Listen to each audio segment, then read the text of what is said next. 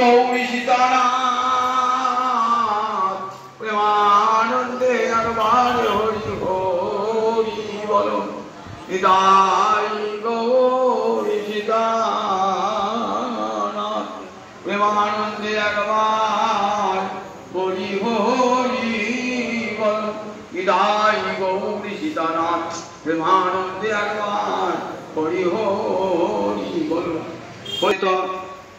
ভক্তবৃন্দের চরণে আমার কোটি কোটি দণ্ডবৎ প্রণিপাত। জয় রূপ সনাতন ভট্ট রঘুনাথ শ্রীজীব গোপাল ভট্ট দাস রঘুনাথ। এই ছয় গোসাই যবে ব্রজে করিলেন বাস, রাধা মাধবের নিত্য লীলা করিলেন প্রকাশ। আজ আমরা বৈষ্ণব বন্দনায় এই ছজন গোস্বামীকে প্রণাম জানাই। এই ছজন গোস্বামীর মধ্যে সর্বজ্যেষ্ঠ ছিলেন সনাতন গোস্বামী পাদ। গত গুরু পূর্ণিমায় সনাতন গোস্বামী পাদের তিরোভাব দিবস দিয়েছে। ওদিন বৃন্দাবনে গুরু পূর্ণিমা না বলে মুড়িয়া পূর্ণিমা বলে, মুড়িয়া। সনাতন গোস্বামী পাদকে সবাই বাবা বলতেন। ওই দিনে সবাই মস্তক মুন্ডন করে, পিতার মৃত্যুরে যেমন সন্তানে মস্তক মুন্ডন করে, বৃন্দাবনের সবাই সমস্ত ভক্তগণ ওই দিন মস্তক মুন্ডন করেন। মাথা মোড়ান বলে নাম মুড়িয়া পূর্ণিমা। ওই দিনে সনাতন গোস্বামী পাদের তিরোভাব হয়েছিল। 82 বৎসর প্রকট ছিলেন। মহাপ্রভু চাইতে বয়সে 2-1 বছরের বড় ছিল। কবি কর্ণপুর তার চৈতন্য চন্দ্রোদয় নাটকে সনাতন গোস্বামী পাদের প্রশস্তি গেছে। গৌরেন্দ্রস্য সভা বিভূষণমণি ইয়ঃ তক্ত্বা ঋদ্ধাং শ্রিয়ং রূপস্য অগ্রজ এষ এব তরুণী বৈরাগ্যলক্ষ্মী দধি। অন্তর্ভক্তি রসেন পূর্ণ হৃদয় বাহ্যে অবধূতাকৃতি শৈবালই পিহিতং মহাসরৈব প্রীতিপ্রদস্তদ্বিদম। কবি কর্ণপুরকে কবি কর্ণপুরের শিবানন্দ সেনের কনিষ্ঠ পুত্র। 3 পুত্র সঙ্গে নাচে সেন শিবানন্দ। এই সেন শিবানন্দের কনিষ্ঠ পুত্র নাম ছিল পরমানন্দ সেন। মহাপ্রভু পুরীদাস বলে ডাকতেন। সুন্দর সংস্কৃত শ্লোক শুনেছিলেন 7 বছর বয়সে বোবা ছেলে, তাই মহাপ্রভু নাম দিয়েছিলেন কর্ণপুর। এমন সুন্দর সংস্কৃত শ্লোক তুমি শোনালে আমার 2টি কান আনন্দে পূর্ণ হয়ে গেল। আজ থেকে তোমার নাম হলো কবি কর্ণপুর। তিনি একটা নাটক লিখেছিলেন। নাটকটির নাম চৈতন্য চন্দ্রোদয়। এই নাটকটি জগন্নাথ মন্দিরে অভিনীত হয়েছিল যখন মহারাজ প্রতাপপুত্র গৌরহরির অপ্রকটকালে বেদনায় বড় কাতর হয়ে পড়েছেন। তখন উড়িষ্যার রাজাকে সান্ত্বনা দান করবার জন্য এই নাটকখানি লিখেছেন এবং জগন্নাথ মন্দিরে এই নাটকটি অভিনীত হয়েছিল। সেই নাটকে প্রশংসা করছেন কেমন করে সনাতন গোস্বামী পাদ। গৌরেন্দ্রস্য, গৌরেন্দ্র মানে গৌর দেশের রাজা। কে ছিল তখন? বাদশাহ হোসেন খাঁ। সভা বিভূষণ মণি, সভার মুকুট, মুকুটের উপর কি থাকে? মণি থাকে। মুকুটের উপর সবার রাজসভা যারা অলঙ্কৃত করেছেন তারা সবাই কিন্তু সবার অলঙ্কার, বড় পণ্ডিত, জ্ঞানী, গুণী, বিদগ্ধ। তার মধ্যে আবার সনাতন মাথার মুকুটের মণি, সভা উজ্জ্বল করে থাকবে। পণ্ডিত, বিদ্বান, বিদগ্ধ, সমস্ত বিষয়ে, শাস্ত্র বিষয়ে নিপুণ। তাই সভা গৌরেন্দ্রস্য সভা বিভূষণ মণি। গৌরাজের সভাকে অলঙ্কৃত করেছেন যারা, তাদের মাথার মণি তুল্য কে রূপস্য অগ্রজ এস ইহ। রূপ গোস্বামীর জ্যেষ্ঠ ভ্রাতা সনাতন গোস্বামী পাদ।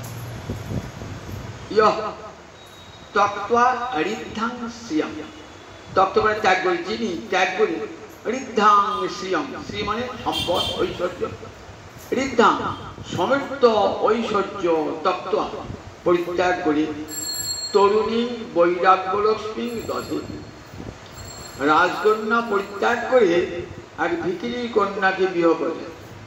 তার মানে রাজলক্ষ্মীকে ত্যাগ করে বৈরাগ্যের বেশ ধারণ করে। তাইও তক্ত্বা ঋদ্ধাং শ্রিয়ম, তরুণী বৈরাগ্য লক্ষ্মী, বৈরাগ্য লক্ষ্মীকে বরণ করলেন। কত সম্পদ, মানে যশে তার কিছু কমতি ছিল। তৎকালীন বাংলার, অখণ্ড বাংলা, এইটুকু বাংলা নয়, আপনি যাকে পূর্ব বাংলা বলি, বাংলাদেশ বলি, একসঙ্গে ছিল এই বাংলা। অখণ্ড বাংলার ত্রিপুরা সত্য তখন এখানে, তাহলে কত বড় বাংলা বলে চিন্তা করুন। সেই অখণ্ড বাংলার প্রধানমন্ত্রী, কত গৌরব, কত নাম যশ, সোনার টাকায় স্বর্ণ মুদ্রায় বেতন পেতেন।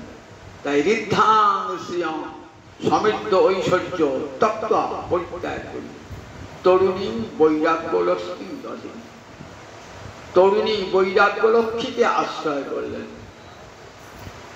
অন্তর্ভক্তি রসেন পূর্ণ হৃদয় বাহ্যে অবধূতাকৃতি, বাইরে অবধূত বেশ। তখনকার দিনে মুসলমান সমাজে যারা সন্ন্যাসী ভোগী তাদের কি বলতো? দরবেশ বলতো। সনাতন গোস্বামী পাদ জেল থেকে ছাড়া পেয়ে, কৌশল করে ছাড়া পেয়ে দরবেশ বেশ অর্থাৎ বৈরাগীর বেশ ধারণ করে কোথায় এসেছেন? মহাপ্রভুর চরণে কাছে এসে মহাপ্রভুর চরণে প্রণত হয়েছে। তাই অন্তর্ভক্তি রসেন অপূর্ণ হৃদয়, যারা বৈরাগী তাদের বাইরেটা খুব কর্কশ হয়, তাই বাচ্চে অবতাকৃতি, কিন্তু অন্তরটা কেমন? কৃষ্ণ ভক্তি রসে পূর্ণ। শাস্ত্রে বলে বৈরাগ্য রস শোষণ, বৈরাগ্য কি বলে? হৃদয়ের সব রস শুষে নেয়। তাই বৈরাগ্য রস শোষণ। সনাতন কৃষ্ণ ছিলেন না, অন্তর্ভক্তি কৃষ্ণ ভক্তি রসেন পূর্ণ হৃদয়, হৃদয়টা কৃষ্ণ ভক্তিতে পূর্ণ হয়েছিল। কেমন একটা উদাহরণ দিলেন? শৈবালই পিহিতং মহাসরৈব, বিশাল সরোবর, স্বচ্ছ জলটা দেখা যাচ্ছে না, সুন্দর জল শ্যাওলায় ঢেকে রেখে দিয়েছে। শৈবালই পিহিতং মহাসরৈব প্রতিপ্রদস্তদ্বিরাম। তাই সনাতনকে বাইরে থেকে বোঝা যেত না, বলছেন ভিতরটি কৃষ্ণ ভক্তি রসে পূর্ণ। ঠিক কেমন? সরোবরের উপরটা যেমন শ্যাওলায় ঢাকা আর ভিতরে যেমন জল, ঠিক তেমনি হৃদয়ে কৃষ্ণ ভক্তি আর বাইরে বৈরাগ্যের বেশ। প্রীতিপ্রদস্তদ্বিরাম, যারা জ্ঞানী গুণী বিদ্বান, যারা তত্ত্বপরায়ণ, তারা কি করতেন? তাদের কাছে সনাতন ছিলেন চোখের মণি, প্রীতিপ্রদ, ভালোবাসার পাত্র ছিলেন। সেই সনাতন গোস্বামী পাদ, তার পূর্বেই রূপ গোস্বামী পাদ চলে গেছেন মহাপ্রভুর কাছে, মহাপ্রভুর করুণা প্রাপ্ত হয়েছে। সনাতন পণ্ডিত বিদ্যান বিষয় তখন উড়িষ্যা রাজার সঙ্গে যুদ্ধ শুরু হয়েছে হুসেন শাহ। হুসেন শাহ আর সনাতন গোস্বামী পাদ আর রাজার সঙ্গে যুদ্ধ করতে যেতে নারাজ। জানেন রাজা গিয়ে হিন্দুর মন্দির ধ্বংস করবে, বহু হিন্দুকে হত্যা করবে, বহু ধর্মোপাসনা গৃহ ধ্বংস করবে, কাজে তিনি আর করবেন না। আর গৌরহরিকে দেখার যখন আমাকে দেখেছেন না, তখন থেকে মনটা বৈরাগ্যে পূর্ণ করতে হয়, করেন, কিন্তু মনটি কতদিনে গৌরচরণ পাবো। উড়ু উড়ু মন শিখেছে, সংসারও মন নাই, রাজ ঐশ্বর্য মন নাই, রাজসভায় মন নাই, মান খাতির কোনো কিছুটি আর মন নাই। কত দিনে গৌর হরির চরণ পাবো, অন্তরটি আকুল হয়ে গেছে। সুযোগ পেলেই হয়, রূপ সুযোগ পেয়ে চলে গেছেন, সনাতন যেতে পারেন না। সনাতন আসছেন না রাজসভায়, রাজা লোক পাঠালেন, সনাতন আসছেন না, বললেন শরীর খারাপ। বৈদ্য পাঠালেন, বৈদ্য বললেন শরীর খারাপের কোনো লক্ষণ নাই। তাহলে আসছে না কেন? দেখো এখন যুদ্ধ লেগেছে, এখন তোমার বেশি প্রয়োজন, তুমি আমাকে মন্ত্রণা দান করবে। বললেন আমি আর রাজকার্য করতে পারবো না। করবে না? ঠিক আছে, দেখো তোমাকে কি পুরস্কার দিচ্ছি, এইরকম এই কারাগারে তোমাকে বন্দী করে দিচ্ছি। কারাগারে বন্দী আছেন, রূপ জানতো দাদাকে কারাগারে বন্দী করবে, তার জন্য 10,000 স্বর্ণ মুদ্রা দিয়েছেন পাশের এক মুদির দোকানে। বললেন দাদা প্রয়োজন পড়লে ওই 10,000 সুবর্ণ মুদ্রা ওই কারারক্ষীকে দেবে, ওরা ঘুষ চায়, ওরা উৎকোচ চায়, বেরিয়ে তোমাকে ছেড়ে দেবে। সনাতন গোস্বামী পাদ যদিও ঘুষ নেওয়া যেমন অপরাধ, ঘুষ দেওয়াটাও তেমনি অপরাধ। সনাতন গোস্বামী পাদ এই অধর্মটা করলেন কেন? গৌরচরণ প্রাপ্তির জন্য যদি অধর্ম করা যায় সেটা ধর্ম হয়ে যায়, ধর্ম হয়ে যায়। অধর্ম ধর্মায় কল্পতে, ভগবানের সেবার জন্য যদি কোনো অধর্ম হয় তাহলে সেটা ধর্ম হয়ে যায়। 10,000 টাকার স্বর্ণ মুদ্রা লোক ছাড়তে পারে? 10,000 টাকা তৎকাল থেকে কারার প্রিয় খুলে দিলেন, দরবেশের পোশাক পরে ছুটে এলেন একবারে কাশীতে মহাপ্রভু কাছে থাকবেন দীর্ঘদিন। কাশীতে মহাপ্রভু সনাতন গোস্বামী পাদকে ভক্তি সিদ্ধান্তে সার কথা জানিয়ে বলেন যাও এবার বৃন্দাবনে চলে গেলেন। অনেকদিন বৃন্দাবনে আছেন, গৌরহরিকে দর্শন করেন নাই। গৌরহরির জন্য মনটা উতলা, কতদিনে গৌরহরিকে দেখব, তাই ভাবলেন একবার যাই রথের পূর্বে গৌরহরিকে দেখে আসি। আসছেন কোন পথ দিয়ে? ঝাড়িখণ্ডের পথ দিয়ে। তখনকার দিনে বৈশাখ জ্যৈষ্ঠ মাস, প্রচন্ড গরম, আর ঝাড়িখণ্ডের পথ দিয়ে আসছেন। সেখানে পুকুরের জল একবার দূষিত বিষাক্ত পুকুরের জল। তারপরে বন জঙ্গল দিয়ে আসছেন, অঙ্গ ক্ষত বিক্ষত, আর এই পুকুরের জল বিষাক্ত জল খেয়ে অঙ্গে খোস পাঁজরা হয়েছে, কন্ডুতি হয়েছে, অর্থাৎ খোস পাঁজরা হয়েছে। আস্তে আস্তে ভাবছেন এই দেহটা পচা দেহ, এই দেহ দিয়ে তো আমার কোনো গোবিন্দ সেবা হবে না, তাহলে কি করব? রথযাত্রার পূর্বে রথ দর্শন, জগন্নাথ দর্শন হবে, আমার মহাপ্রভু নৃত্য করবেন, মহাপ্রভু দর্শন হবে। দর্শন করতে করতে রথের চাকার তলায় প্রাণটা বিসর্জন দেব, এ দেহটার সদ্গতি হবে। আত্মতে তো মহাপাপ। তাতে ভাবলেন মহাপ্রভুকে দর্শন করব, জগন্নাথকে দর্শন করব, দর্শন করে রথের চাকার তলায় নিজে প্রাণ বিসর্জন দেব। এইটি মানস সংকল্প মনে মনে করে কোথায় এসেছেন? পুরী ধামে এসেছেন। সনাতন কিন্তু রাজবাড়ির ছেলে, রাজবংশের ছেলে, কর্ণাটকের রাজবংশের ছেলে এবং উচ্চকোটির ব্রাহ্মণ। দক্ষিণের ব্রাহ্মণ মানে এই বাংলার ব্রাহ্মণের চেয়ে দক্ষিণের ব্রাহ্মণের অনেক মূল্য বেশি। তারা প্রত্যেকে নিরামিষাশী। বাংলার ব্রাহ্মণ নিরামিষাশী নয়, দক্ষিণের ব্রাহ্মণ কখনো আমিষাদি ভক্ষণ করেন না। দক্ষিণে মানুষই করেন না, ব্রাহ্মণেরও আরো, এবং তারা সব শাস্ত্রজ্ঞ, শাস্ত্র পড়ান। সেই দক্ষিণে কর্ণাটক দেশের রাজবংশের সন্তান কত উচ্চকোটি ব্রাহ্মণ, কিন্তু কতখানি দিন ভাব। দেখুন এসেছেন পুরীতে, তো পুরীতে গেই তো মহাপ্রভুর কাছে যেতে পারতেন, গেলেন না কেন? মহাপ্রভুর কাছে কেন গেলেন না? মহাপ্রভু থাকেন জগন্নাথ মন্দিরের কাছে, কাশী বিশ্বের গৃহে গম্ভীরায় থাকেন, খুব কাছে। জগন্নাথের সেবকেরা সেখানে ঘোরাফেরা করেন। ভাবছেন আমি তো ম্লেচ্ছ সেবী, ম্লেচ্ছ রাজার সেবা করেছি, সুতরাং আমার দেহটা অপবিত্র, আমার খোস পাঁজরা হয়েছে, দেহটা অপবিত্র দেহ। সেখানে গেলে কি হবে না, জগন্নাথের সেবকেরা ঘোরাফেরা করছে, আমার দেহটা যদি স্পর্শ হয়ে যায় তাদেরকে আবার স্নান করে সেবা করতে হবে। জগন্নাথের সেবায় বিঘ্ন ঘটবে, সুতরাং আমি ওখানে যাব না। কোথায় যাবেন? যেখানে হরিদাস ঠাকুর আছেন, সেই সিদ্ধ বকুল, সেখানে একটা কুড়ে ঘর, সেখানে গিয়ে উঠেছে হরিদাসী। হরিদাসের তো আনন্দের সীমা নাই।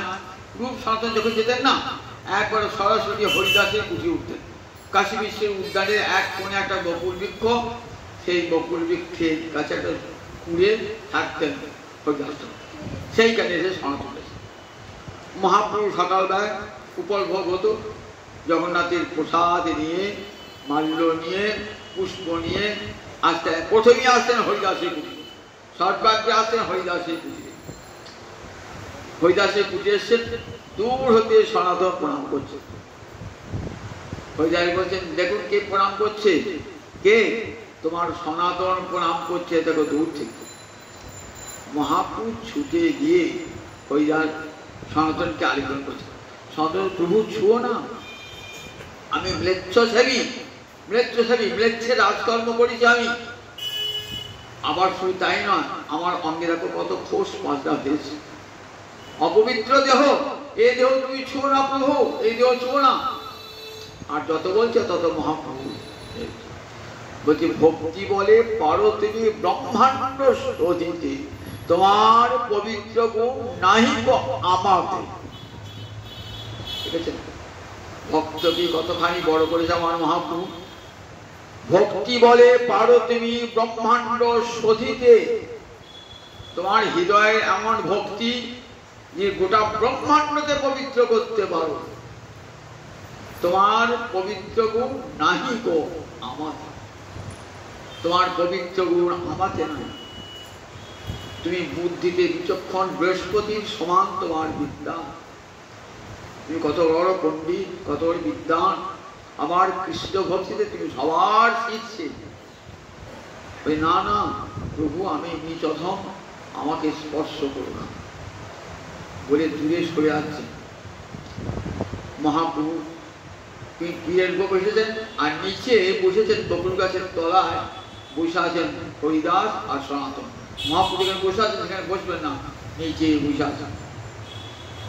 সনাতনের দৈন্যকে দিয়ে জগৎকে দেখাচ্ছেন, দেখো কৃষ্ণ ভক্ত কতখানি দীনতা অবলম্বন করে, কখনো নিজেকে বড় বলে এগিয়ে যায় না, বলে আমার মতন হীন, আমার মতন পতিত জগতে আর কেউ নাই, আমারই আনন্দ হইয়া রবে কৃষ্ণ নাম।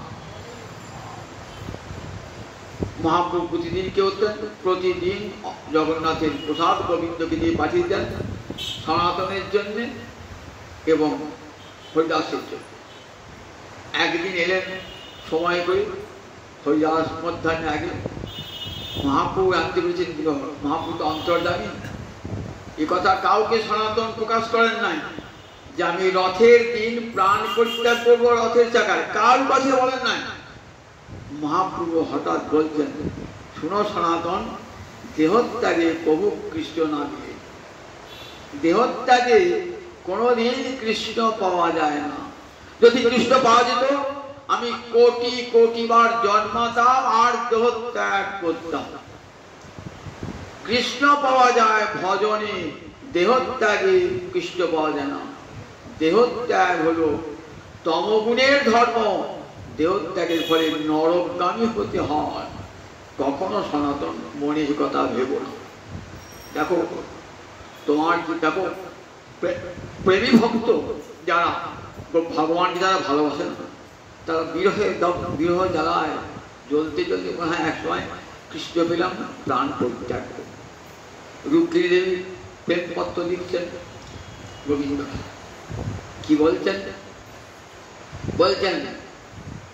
বলছেন দেখো যদি ন লভেয় ভবৎ প্রসাদ, হে গোবিন্দ, যদি তোমার ভবৎ প্রসাদ, তোমার করুণা না পাই, যজ্ঝাম অসুখ ব্রত কিষাণ শত জন্মভি, বারবার করে যজ্ঝাম অসুখ ব্রত কিষাণ, আমি বারবার জন্মাবো আর তোমাকে পাবার ব্রত করে শরীরটা কৃষ করে প্রাণ করতে হবে। যজ্ঝাম অসুখ, অসুখ মানে প্রাণ, যজ্ঞ ত্যাগ করবো, ব্রত কিষাণ ব্রত করে করে দেহটা আমার ক্ষয় করে দেবো, শত জন্ম বিনা আমি শতবার জন্মাবো আর গোবিন্দ পাওয়ার জন্য ব্রত করবো, ব্রত করে শরীরটাকে কৃষ করে প্রাণ করতে।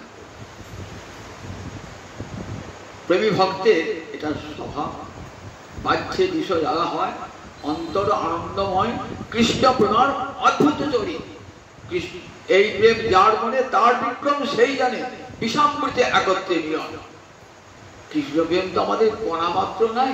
যদি কৃষ্ণ প্রেমের উদয় হতো তাহলে বুঝতে পারতাম যে এই প্রেম কেমন বস্তু। বিষামৃতে একত্রে মিলন। যখন বাহ্য দশা আসে তখন কি মনে হয়? তখন মনে হয় বিষ জ্বালা হয়। বিষ খেলে যেমন জ্বালা হয়, ছটফট ছটফট করে, কৃষ্ণ না পেলে সেমন জ্বালা হয়।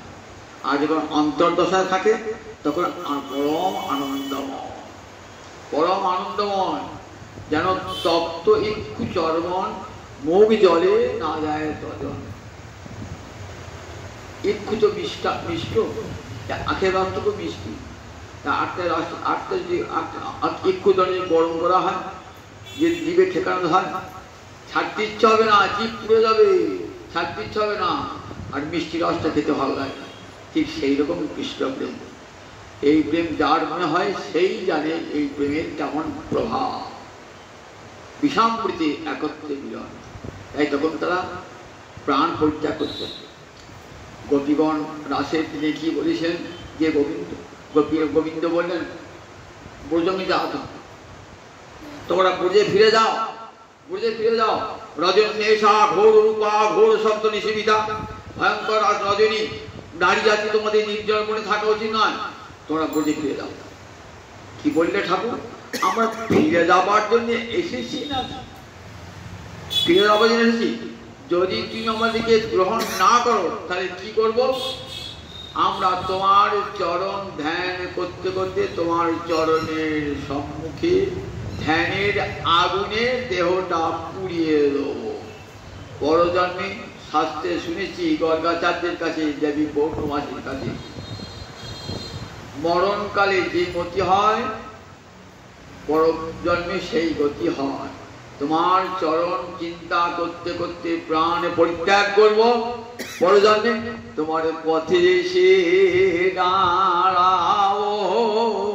গোবিন্দ দয়া করো বলে এ পথে সেই দাঁড়াও, তোমার পথে সেই দাঁড়াও।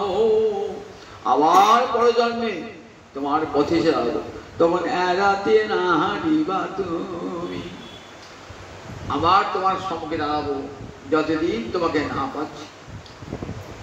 তাই দেখো সনাতন, সনাতন বুঝি আমি তো কাউকে বলি না, হরিদাসকে বলি না, শুধু মনের সংকল্প মনেই রেখেছি। কিন্তু আমার মহাপ্রভু আমার অন্তরের কথা জানতে পেরেছে। শোনো, কুবুদ্ধি ছাড়িয়া করো নাম সংকীর্তন। সাধনের মধ্যে শ্রেষ্ঠ নববিধা ভক্তি, যা হইতে মিলে কৃষ্ণের প্রেম ভক্তি। তার মধ্যে সর্বশ্রেষ্ঠ নাম সংকীর্তন, যা হইতে মিলে ভাই কৃষ্ণ প্রেম। শোনো সনাতন, কুবুদ্ধি ত্যাগ করো, কুবুদ্ধি ত্যাগ করি কৃষ্ণ ভক্তি আশ্রয় করো, নামকে আশ্রয় করো, তাতে কৃষ্ণ প্রেম লাভ হবে। দেহত্যাগে কখনো কৃষ্ণ পাওয়া যায় না, কাজে দেহত্যাগের সংকল্প পরিত্যাগ করো। এই দেহ কার? তুমি তো আমার চরণে সমর্পণ করেছো। কাশীধামে যেদিন এসে আমার চরণে শরণাগত হলে সেদিন তো দেহ মন প্রাণ আমার চরণে অর্পণ করেছো। আজ কেন দেহ ত্যাগ করতে চাইছো? আমাকে দেওয়া যে দেহ, আমাদের সমর্পিত দেহ, সেই দেহটা তোমার ত্যাগ করার অধিকার নাই। এই দেহ তো আমাকে দিয়ে দিয়েছো। আমি যদি একটা কোনো গাভী কাউকে বিক্রয় করি তা সেটা আমার থাকবে না।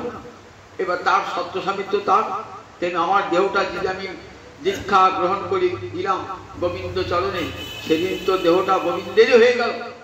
সুতরাং দেহটা তো গোবিন্দের, আত্মসমর্পণ করলাম গুরুর চরণে, যে আমার এই দেহ মন প্রাণ গুরুদেব গোবিন্দ চরণে অর্পণ করে দিয়েছে। সুতরাং এ দেহ তো তোমার নয়, সুতরাং এ দেহ তুমি ত্যাগ করতে পারো। তোমাকে দিয়ে অনেক কাজ করাবো। কি করতে হবে তোমাকে? তুমি তো পাণ্ডিত্যে বৃহস্পতির সমান, তুমি কি করবে? তুমি গিয়ে মথুরা মাহাত্ম থেকে লুপ্ত তীর্থ উদ্ধার করবে বৃন্দাবনে। সব গোস্বামীপাদগুলোর কাজ, কোথায় রাধাকুণ্ড, কোথায় শ্যামকুণ্ড, সব গোস্বামীপাদগুলোর মহাদান। বৃন্দাবনে যা দেখবেন দেখবেন এই বাংলার 6 গোস্বামীরা এবং পরবর্তীকালে গোস্বামীগণকে সব উদ্ধার করেছেন।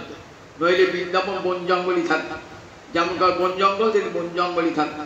এই বাংলার বৈষ্ণবেরায় গিয়ে বাংলার গৌরব বৃন্দাবনে, বৃন্দাবনে গেলে বুঝবেন যে রূপ সনাতন 6 গোস্বামী এসে বৃন্দাবনে কি কীর্তি স্থাপন করে গেছে।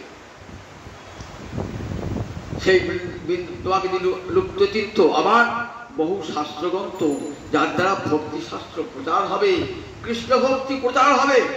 তুমি সংস্কৃত পণ্ডিত, দক্ষিণ ভারতীয় বা উত্তর ভারতীয় লোকেরা বাংলা তো বোঝে না, তারা সংস্কৃত জানে। সুতরাং সংস্কৃত ভাষা তুমি ছাড়া কে রচনা করবে? তুমি রচনা করবে সংস্কৃত ভাষায়, যার ফলে দক্ষিণ ভারতীয় উত্তর ভারতীয় পণ্ডিতরা কৃষ্ণ ভক্তি কি জিনিস উপলব্ধি করতে পারে। তাই তোমার এই দেহ পরিত্যাগ করা হবে না।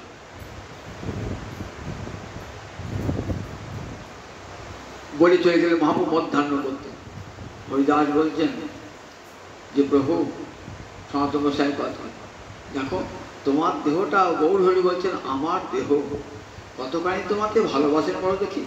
আমার তো সেই সৌভাগ্য হলো না, আমার তো সেই সৌভাগ্য না। তোমার দেহটা গৌর হরি বলছে আমার নিজের দেহ বলছেন, তাহলে কতখানি সৌভাগ্য। হরিদাসকে জড়িয়ে ধরে সন্ত বলছেন তোমার মতন সৌভাগ্যবান জগৎ আর কেউ নাই। মহাপ্রভু এসেছেন কলিতে, তিনি নামের অবতার, হরি নামে অবতার, নাম দেবার জন্যে, আর সেই নামই তুমি দিচ্ছ জগতে। তাই দেখো তুমি মহাপ্রভুর কত প্রিয়, 3 লক্ষ নাম তুমি প্রতিদিন করো, আবার নামের প্রচার করছো সর্বত্র। কেউ আচার করে প্রচার করে না, কেউ প্রচার করে আচার করে না, তুমি নামের আচার করো আবার প্রচার করো। যা মহাপ্রভু একান্ত হার্দ, হরে কৃষ্ণ কৃষ্ণ কৃষ্ণ হরে হরে, হরে রাম রাম রাম হরে হরে, এই মহামন্ত্র জগতে বিরাবার জন্যই তো আমার মহাপ্রভু, তুমি সেই কাজটি করো। সুতরাং তোমার মতন সৌভাগ্যবান আর কি আছে? একদিন জগদানন্দ, তিনি সত্যভামা ছিলেন, তিনি জগদানন্দ হয়ে এসেছেন। জগৎ বলছে এলাম পুরী ধামে, এলাম যে জগন্নাথ দর্শন করতে গেলে প্রাণ পরিত্যাগ করবো, সে বাঞ্ছা পূর্ণ হল না। আর মহাপ্রভু বারবার আমার অঙ্গ স্পর্শ করছেন, রক্ত বুঝ মহাপ্রভু অঙ্গে লাগছে, আমার বড় কষ্ট হচ্ছে, কি করি? তখন বললেন তুমি রথ দেখে চলে যাও বৃন্দাবন। মহাপ্রভুর কাছে গিয়ে বলছেন সনাতন, আমি জগদানন্দের সঙ্গে পরামর্শ করলাম। জগদানন্দ বললেন দেখো তোমাদের তো বংশের স্থান বৃন্দাবনে, বৃন্দাবনে তোমাদের বংশের স্থান, রূপ সনাতন শ্রী 3 জনে ওখানে আছো, বৃন্দাবনে তোমার স্থান, বৃন্দাবনে রথ দিকে চলে যাও। কি জগদানন্দ তোমাকে উপদেশ দান করেছে? ও তো কালকের ছেলে, আর তোমার মতন পণ্ডিতকে উপদেশ দান করছে। জগদানন্দের স্পর্ধা কম না তো, ধৃষ্টতা কম না তো, তুমি আমাকে শিক্ষা দান করতে পারো, তুমি জগৎগুরু তুল্য সনাতন, আর তোমাকে ওই কালকের পড়ুয়া জগদানন্দ তোমাকে উপদেশ দান করেছে। তখন সনাতন বলছেন প্রভু আজ বুঝলাম তুমি জগদানন্দকে কত ভালোবাসো। এই ধমক ভৎসনা কাকে করে? যে খুব নিজের জন্য অপরজন কেন, আর আমাকে সম্মান করছো, গৌরব করছো। বলছে আমাকে তুমি দূরে দূরে সরিয়ে দিচ্ছ প্রভু, আমাকে দূরে, আর জগদানন্দকে কাছে টানছ। বলে না না সনাতন, তোমার চেয়ে প্রিয় আমার আর কেউ নাই।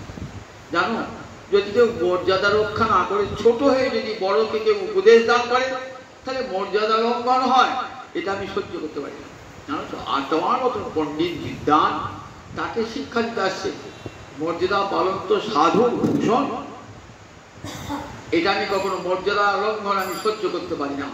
দেখো তোমার চেয়ে বয়সে কত নবীন, ছোট, জ্ঞানে গুণে বিদ্যায় তোমাকে সে উপদেশ দান করে, এটা আমি সহ্য করতে পারি না। তুমি আমার একান্ত প্রিয়। দেখো আমি যদি তোমার অঙ্গ স্পর্শ না করতাম আমি পাপী হতাম। কেন? কারণ ভক্তের দেহ তো চিদানন্দময়, ভক্তের দেহ অপবিত্র বলে যদি কেউ স্পর্শ না করে তার পাপ হয়। আমি তো সন্ন্যাসী, চন্দন আর পাক দুটো কি আমি সমান বলে ভাবি। চন্দন আর পাক দুটোই আমার কাছে সমান। এই সনাতন, তোমার অঙ্গ যেদিন দীক্ষাকালে ভক্ত করে আত্মসমর্পণ, সেই কালে কৃষ্ণদ্বারে করে আত্মসমর্পণ। যেদিন তুমি দীক্ষা গ্রহণ করেছো সেদিনই কৃষ্ণ দেহ গ্রহণ করেছেন, এবং দেহ যখন গ্রহণ করেছেন তোমার দেহটা চিদানন্দময় হয়ে গেছে। ও দেহে কখনো রক্ত পুজ হতে পারে না।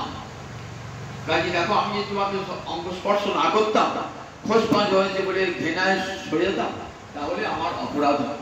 দেখো, তুমি আমাদের সন্তানের মতো, সন্তানের অঙ্গে যদি কোনো অমেধ্য থাকে, তাহলে দেখো জগতের মা কি তাকে ঘৃণা করে? মা খাচ্ছে, ছোট ছেলে সেই সময় মিষ্টা ত্যাগ করেছে, সেই অবস্থাতেই মায়ের বসে বসতো, মা ফেলে দেয় কি? মা কি ঘৃণা করে? মা সেই অবস্থাতে কি করে? মা সন্তানের শৌচ করে দিয়ে আবার খেতে বসে। বলে ঠিক তেমনি জানো, আমি তুমি সন্তান সম, আমার সন্তানকে কখনো আমি অমেধ্য অসুচি হয়ে এলো, আমি তাকে পরম দেখি, পরম আদরের সঙ্গে দেখি, কোনো ঘৃণা থাকে না। আর দেখো দেখো নিজ জাতি নহে কৃষ্ণ ভজনে অযোগ্য। তুই আমি বলছি ম্লেচ্ছ জাতি, কোথায় তুই ম্লেচ্ছ? উচ্চকোটি ব্রাহ্মণ যদি ম্লেচ্ছ হতো, নিজ হতে। নিজ জাতি নহে কৃষ্ণ ভজনে অযোগ্য, সৎকুল বিপ্র নহে ভজনের যোগ্য। যে ভজে সেই বড় অভক্ত হিংসা, শ্রীকৃষ্ণ ভজে নাহি জাতি কুলাদি বিচার। এত বড় কথা জগৎকে কি সর্বল। নিজ জাতি নহে কৃষ্ণ ভজন, নিজ জাতি বলে তাকে কৃষ্ণ ভজনে অযোগ্য বলো না। কৃষ্ণের কাছে নিজ আর উচ্চ বলে কিছু নয়। জগতের সবাই তার সৃষ্টি, সবাই তার সন্তান, তার কাছে উচ্চ নিজ বলে কিছুই নয়। সুতরাং কৃষ্ণ ভজনে সবার অধিকার। একজন ব্রাহ্মণের যেমন অধিকার, একটা চণ্ডালেরও তেমনি অধিকার, একটা মুচিহারি তারও তেমনি অধিকার কৃষ্ণ ভজনে। কৃষ্ণ সকলে, কৃষ্ণ সকলে। বরং ব্রাহ্মণ যদি উচ্চ গুণে সম্পন্ন হয়ে কৃষ্ণ ভক্তি বিহীন হয়, তাহলে সে কখনো কাউকে পবিত্র করে না, বলহাত বলেছেন। কিন্তু যদি নিজ জাতি কৃষ্ণ ভক্ত হয়, তার দেহ মন প্রাণ সব গোবিন্দ অর্পণ করে, সব কুলং পুনাতি, সে সমস্ত কুলকে বংশকে পবিত্র করিয়ে দেয়। কৃষ্ণ ভক্তি এমন। বলে দেখো, ব্রাহ্মণের 12টা গুণ, 12টা গুণ পেয়েও সে যদি অরবিন্দ নাম ও পদারবিন্দার বিমুখম। অরবিন্দ নাম মানে গোবিন্দ না, যার নাভিটা দেখতে পদ্মের মতো, আমার যার নাভিতে পদ্ম, গোবিন্দের নাম অরবিন্দ নাভ। পদারবিন্দ বিমুখার বললেন, পদারবিন্দ গোবিন্দের চরণ কোমল হতে যে মুখ সপচম বরিষ্ঠ, তার চেয়ে শপথ চণ্ডাল বরিষ্ঠ। বিপ্রাট দ্বিশর গুণযুক্তা প্রহ্লাদ বলছেন। 12টা গুণযুক্ত ব্রাহ্মণ কিন্তু কৃষ্ণ ভজন করেন না, কৃষ্ণ বিমুখ, তার চেয়ে চণ্ডালটা অনেক বড়। মনে বলেন, আমি মনে করি তদ্বচনে ইহিতার্থ প্রাণ, তার বচন, তার সমস্ত চেষ্টা, তার মন সে কি করেছে? অর্পিত ভগবানে অর্পণ করেছে। পুনাতি কুলম, সে কুলকে পবিত্র করে দেয়। ভাগবত বলছে দেখুন, সে তার সমস্ত বংশকে পবিত্র করে দেয়। নতু ফুরিমান, ব্রাহ্মণ করে জন্মে অহংকার অভিমান আছে, সে কোনোদিনই পারে না। সে নিজেকেই পবিত্র করতে পারে না, অপরকে পবিত্র করতে দেওয়া পারে। তাই দেখো, ওই নিজ জাতি নহে কৃষ্ণ ভজনে অযোগ্য, নিজ জাতি কখনো কৃষ্ণ ভজন অযোগ্য নয়। সৎকুল ব্রাহ্মণ করে জন্মালে কি কৃষ্ণ ভজনের যোগ্য হয় না? যে ভজে সেই বড়, অভক্ত হিংসা। যে ভজে সেই বড়, সে ব্রাহ্মণের চেয়েও বড়। অভক্ত হিংসা, যে অভক্ত সে যত বড় উচ্চ জাতি, উচ্চ করে জন্মাগ্রহ করো, সে ছাপ বলে সে দুটো চলে যাবে। তাকে কখনো কৃষ্ণ ভক্ত আদর করে না। সংসদ গোস্বামীকে এমনি করে সন্ত্রাস দান করে, বলেন থাকো কিছু দিয়ে আমার কাছে। এসেছেন বৈশাখ মাসে, জ্যৈষ্ঠ মাসে মহাপ্রভু রয়েছেন যমেশ্বর টোটা। যমেশ্বরটা শিবের নাম, দেখবেন ওই যমেশ্বর শিব, পুরীতে যমেশ্বর শিব আছে, সেখানে বাগান আছে, যমেশ্বর শিবের বাগান। সেখানে মহাপ্রভু গিয়েছেন, সেখানে মহাপ্রভু ভোগ লাগাবেন, সেখানে মহাপ্রভু ভোগ লাগিয়েছেন, সনাতনকে নিমন্ত্রণ করেছেন। সনাতনের খুব আনন্দ, মহাপ্রভু মন্তব্য করেছেন তো, যাচ্ছেন জ্যৈষ্ঠ মাসের দিন, প্রচন্ড রৌদ্রের তাপ, সনাতন যাচ্ছেন দুটো পথ যমেশ্বর যাবার, একটা হচ্ছে জগন্নাথ মন্দিরের পাশ দিয়ে, সেই রাস্তাটি খুব শীতল রাস্তা, দুপাশে গাছপালা আছে, আর একটা রাস্তা হলো সমুদ্রের বালিকার। সনাতন কোন পথ দিয়ে গেলেন দেখুন, ওই শীতল পত্র পল্লবের ছায়া দ্বারা ঘেরা ঘেরা যে পথ, সে পথ দিয়ে গেলেন না, গেলেন সমুদ্রের বালিকা, তপ্ত বালিকার, পা ফসকা পড়ে গেছে, তবুও আনন্দ। আমাকে মহাপ্রভু ডেকেছে, যেমন গোপীদের কৃষ্ণ বিহারে কত আনন্দ, তেমনি আমার সনাতনের কত আনন্দ। দিয়েছেন মহাপ্রভু, বিশ্রাম করছেন, গোবিন্দ মহাপ্রভু ভুক্তাবাসে দান করলেন, মহাপ্রভু বিশ্রাম করছেন, মহাপ্রভু কাছে গেলেন। মহাপ্রভু সব জানেন, সনাতন কোন পথ দিয়ে এলে, বললেন সমুদ্রের, দেখছেন পাগল সব ফসকা পড়ে গেছে, কোন পথ দিয়ে এলে, তা বলে সমুদ্রের বালিকার। কেন? একটা ভালো পথ রয়েছে তো, সে পথ দিয়ে এলে না কেন? তা বলে আমি অধম নিষ্ঠ, আমার অঙ্গে ওই জগন্নাথের সেবকের স্পর্শ হবে, জগন্নাথ সেবায় বিঘ্ন হবে তো, তাই আমি এই পথ দিয়ে এলাম। বলে সনাতন দেখো, তুমি ইচ্ছা করলে সকলকে পবিত্র করতে পারো, এমন গুণ তোমার, কিন্তু দেখো তুমি যথার্থ সাধু, মর্যাদা পালন হয় সাধুর ভূষণ, অপরকে সম্মান দান, মর্যাদা দান, এ সাধু ব্যক্তি ছাড়া হয় না। সম্মান দান করা, অপরকে সম্মান দান করা, এটা সবারই হয় না। নিজের অহংকারী যে স্ফীত, সে তো অপরকে সম্মান দান করবে না। সাধু যারা যথার্থ, তারা কি করে, তারা নিজের সব দোষটাই ফিরে রাখে, অপরের গুণটা দেখে, যত দোষী হোক না কেন তারা অপরের গুণটা দেখে। বলেন দেখো ভ্রমর আর মাছি কেমন, মাছি খুঁজে খুঁজে বেড়ায়, এটা ঘা পুঁজ আছে, মক্ষিকা বনবিচ্ছতি, মাছি খুঁজে খুঁজে কার ঘা হয়েছে, পুঁজ হয়েছে, বসল। তাই দুষ্ট ব্যক্তি নিন্দা দোষ খুঁজে খুঁজে খুঁজে পাবে। আর ভ্রমরা মধুচেচ্ছতি, ভ্রমর কি করে, ফুলে গিয়ে ফুল থেকে ভালো মন্দ দেখে না, মধু বেরিয়ে চলে আসে। ঠিক তেমনি হাঁড়ি হোক, মুচি হোক, জন্ডাল হোক, তার যদি গুণ যদি দর্শন করে না, ভক্ত তাকিয়ে আদর করে। আর আর যারা যারা ভক্ত নয়, তারা কেমন, ওই মক্ষিকার মতন, মাছির মতন পরের দোষ খুঁজে খুঁজে বেড়ায়। এই সনাতন দেখো মর্যাদা ভূষণ, সাধু লক্ষণ, তুমি সত্যি যথার্থ সকলের সম্মান। তুমি দাস জগন্নাথ মন্দির দিয়ে জগন্নাথের সেবকেরা তোমার অঙ্গ স্পর্শ করে পবিত্র হতো, কিন্তু সনাতন তুমি সাধুর মর্যাদা রক্ষা করেছো, মর্যাদা রক্ষা সাধুর ধর্ম। তাই দেখো সনাতন তোমার অত্যন্ত প্রিয়। সনাতন তুমি থেকে দাও, আর কিছু থেকে দাও, দোল যাত্রার পর তুমি যাও। সনাতনকে রেখে দিলেন, নিজের কাছে রেখে দিলেন, সনাতনকে কত আদর করে রেখে দিলেন। এখন যেও না তুমি, রূপ গিয়েছে, রূপ এখানে 10 মাস ছিল, রূপ চলে গেল, সঙ্গে তোমার আর একটি ভাই বল্লভ, অর্থাৎ শ্রীজীবের পিতা ছিল, তার গঙ্গা প্রাপ্তি হয়ে গেল, অল্প বয়সে গঙ্গা প্রাপ্তি হলো। তখনই বলছেন, প্রভু আমাদের বংশে বিদ্যমান কত কৃপা, যেন আমার ছোট ভাই কি রাম ভক্ত ছিল। একদিন 2 ভাইয়ে বললাম, বল্লভ তুমি দেখো আমরা কৃষ্ণ ভজন করি, 2 ভাই তুমিও কৃষ্ণ ভজন করো। বলে বেশ দাদা, আমি কৃষ্ণ ভজনই করবো। কৃষ্ণ ভজন করবে কি, রাত্রে শুয়ে আছেন তো দেখছে রামচন্দ্র শিওরে দাঁড়িয়ে।